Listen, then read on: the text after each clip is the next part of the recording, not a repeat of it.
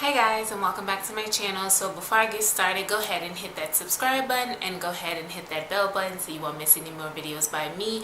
If you are old, welcome back, and if you are new, welcome to my channel. So I just wanted to come and give a talk through on what lymphoma is and the type of lymphoma I had. So if you want to know all about the cancer that I had, then keep on watching. So the type of cancer that I have is called B-Cell Lymphoma. So B-Cell lymphomas are type of lymphoma affecting your B cells or lymphomoids. There are blood cancers in lymph nodes. They develop more frequently in older adults, and in immune compromised individuals. B-cell lymphoma includes both Hodgkin's and lymphomas and non-Hodgkin's lymphoma. What it is that I had a type of cancer that affected my immune system. So they're more common in people who are about 50 to 60 years of age and people who are immune compromised. I've always had a pretty strong immune system up until recently. I think it came along with my pregnancy. My immune system kind of went down. It allowed for these cells in my body to start to multiply, and that's what causes your cancer. It's when a group of cells multiply and they don't die off. So every cell has a life expectancy that it's supposed to live, and mine did not die off. Mine continued to grow, and that's how I began to have a cancer.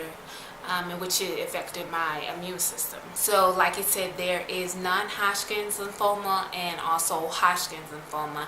I had non-Hodgkin's lymphoma, so I am just going to go into details about. If you want me to do a video explaining the difference between Hodgkin's lymphoma and non-Hodgkin's lymphoma, then go ahead and give this video a thumbs up, and if I get a good amount of people that say they want to see it, then I'll go ahead and do it. So the way the doctor first determines on what type of lymphoma you have, they get your blood cells and they examine it under a microscope. Usually it's done by getting either them taking blood or getting a bone marrow transplant. So I got mine tested by getting a bone marrow transplant. So it's when they go into the small of your back and they drill a hole into your bone and they take out some of it and then they test it. I also got mine tested because after I think I was about 8 weeks postpartum, and my stomach started to look really big as if I was pregnant again, and I wasn't active to be pregnant again because I had a C-section, which takes a lot longer to heal from. But my stomach began to look like I was pregnant all over again, and so they gave me a pregnancy test. I took the pregnancy test and I wasn't pregnant, so they did a ultrasound on my stomach and my rib area, and they saw a lot of fluid in it, and I ended up having 10 liters of fluid in my stomach. Now I did have probably a little more than 10 because after being in the hospital for about a month, the first 2 to 3 weeks my stomach was still draining, and it was draining a lot, so to the point like it would soak up my gown that I had on, or soak in my bed. So I know it had to been a little, probably about 11 to 12 liters of fluid in my stomach, but the amount that they took out the first time was 10 liters. So once they're able to gather the samples they need from your body, mine was my fluid and my blood and my bone marrow, they look under a microscope and they determine if you have something called red Sternberg cells, and I'll put the name right here. If you have red Sternberg cells, then you have Hodgkin's lymphoma, and if you do not have them, then you have non-Hodgkin's lymphoma. That's a lot of people who does have them end up having to get like a bone marrow transplant. In my case, I did not need a bone marrow transplant. All I needed to do was go through chemo.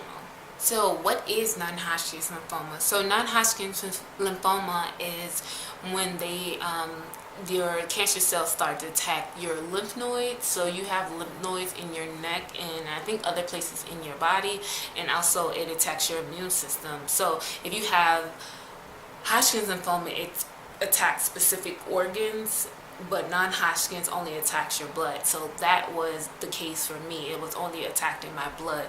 Now they did do a lumbar puncture, which test if I had cancer in my brain and in my spine, and unfortunately I did. So I did have to continue to get lumbar punctures every chemo cycle in order to get the chemo put into my spine so it can travel into my head and my brain and get the cancer out of there.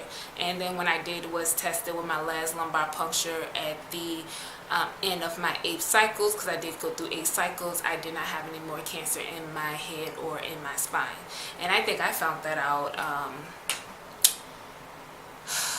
maybe like around 3 or 4, but they wanted to continue just to make sure that the blood cells in my body didn't cause it to seep back into my spine and into my brain again. So I did go through 8 rounds of treatment. I cannot remember the exact name of the chemos that I had to take.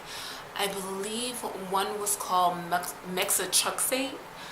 Another one was called vincristine,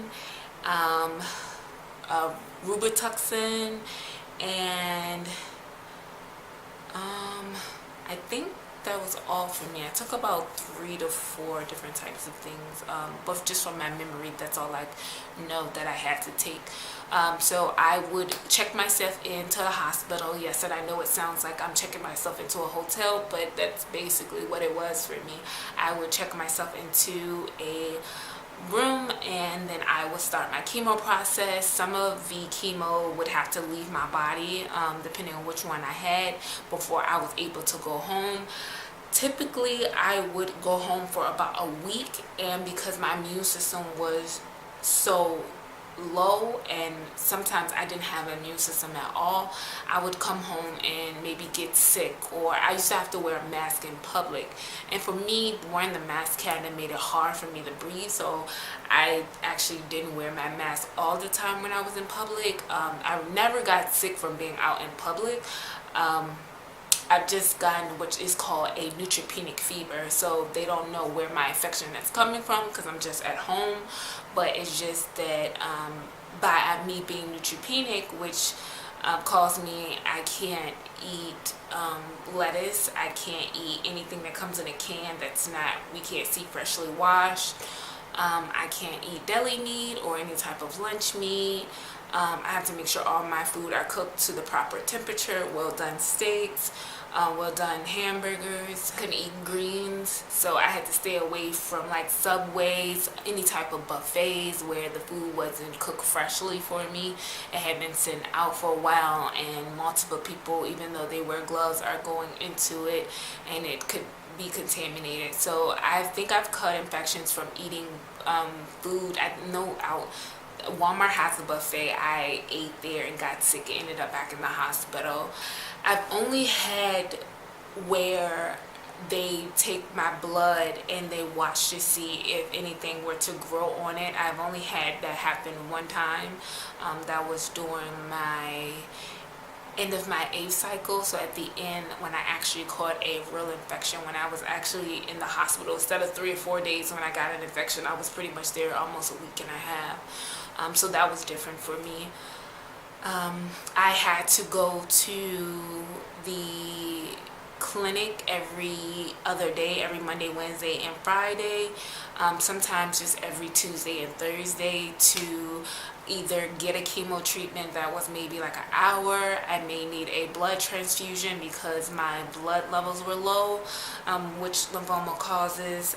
My immune system was too low, and I used to have to go in for just fluid. So you know when you go to the hospital and they just give you a bag of fluid, that them running that really fast within an hour span into your body actually helps anything that your body is fighting be able to help you feel better, help you feel more energized.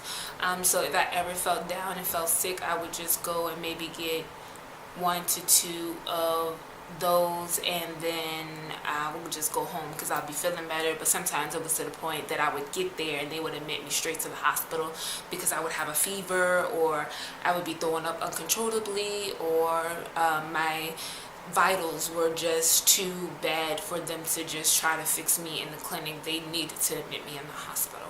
Thank you guys so much for watching this video. If you have any more questions for me about lymphoma or the type of cancer I did have, which, and I say had and have because as of June 6th, I am in remission. So I am going to be going to see my doctor every 3 months for the next 2 years, just to make sure it doesn't come back. And yeah, that is about it. So don't forget to hit that subscribe button and notification bell. Give this video a thumbs up if you like it, and I'll catch you guys in my next video. Bye.